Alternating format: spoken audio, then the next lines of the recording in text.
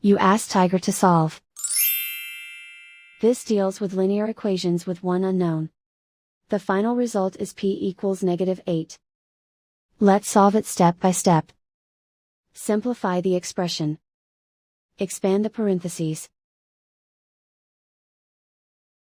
Simplify the arithmetic. Multiply the coefficients.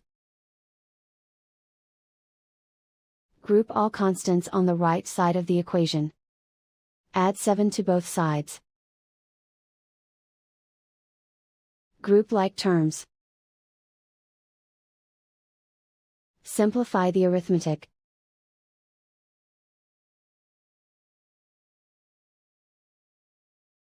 Isolate the p. Divide both sides by 14. Simplify the fraction. Find the greatest common factor of the numerator and denominator.